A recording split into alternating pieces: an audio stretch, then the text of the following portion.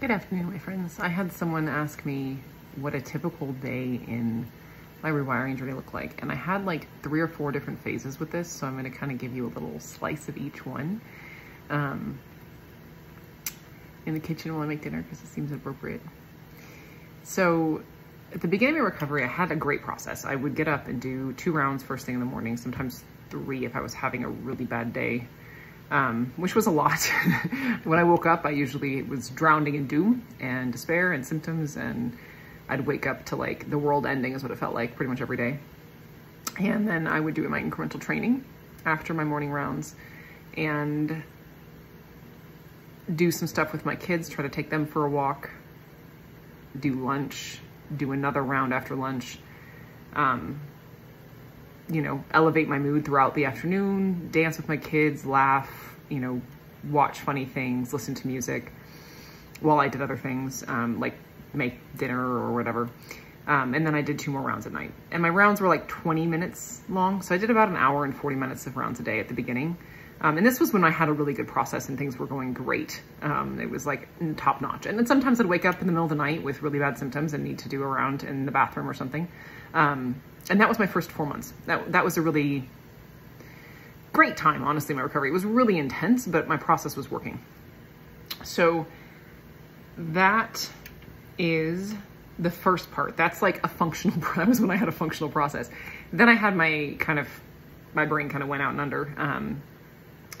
And I'm going to make another video. It takes a lot to have a re-injury or relapse. I just want to tell you guys that briefly in here because a lot of people get worried about that because they've heard me say that they're having a relapse, and it takes a lot, like so much to have a relapse or a re-injury. If you think you're having one, you're probably just in an ab or out of your training zone. Like it's probably not that. So once I kind of lost most of my brain function, I was in freeze a lot of the time. My process looked like me trying to find some way to create dose throughout the day in various ways. I don't remember a significant chunk of that time, so I was just kind of not really here for a period of time. And again, this is not you. It's not going to happen to you. Promise.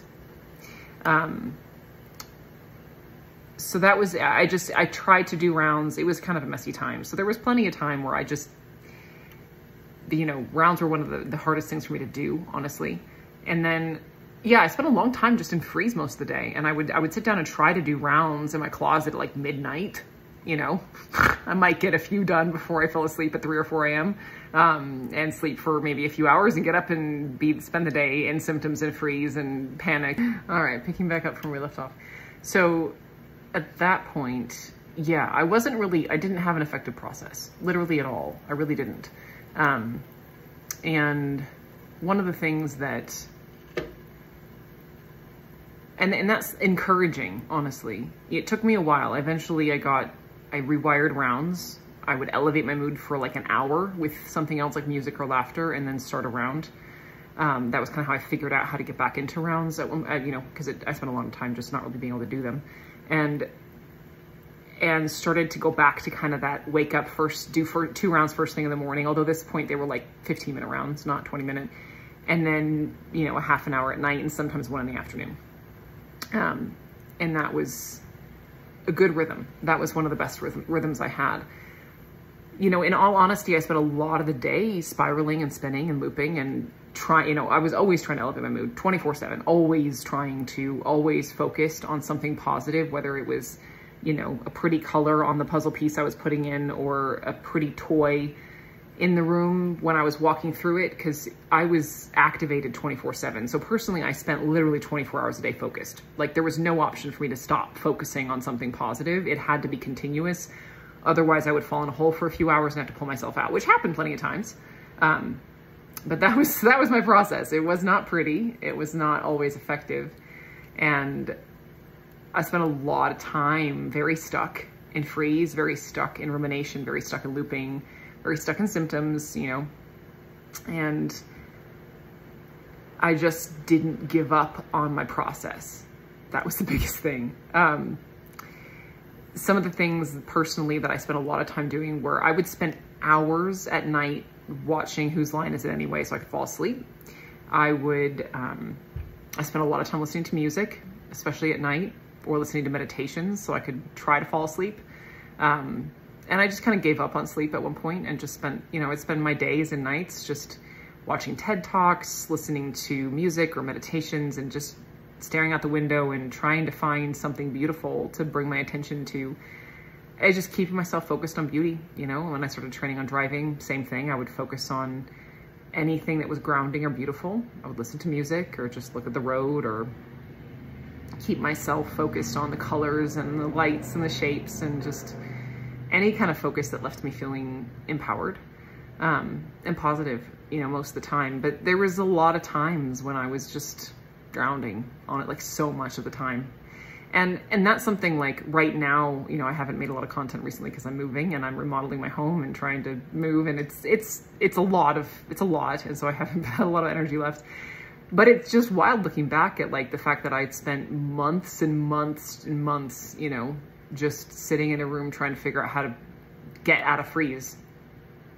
And now I'm bought a house and I'm remodeling it on my own, and, you know, building a life from scratch with my kids. And yeah, it's amazing what just focus. It's just focus. What focus will do, and intention and attention.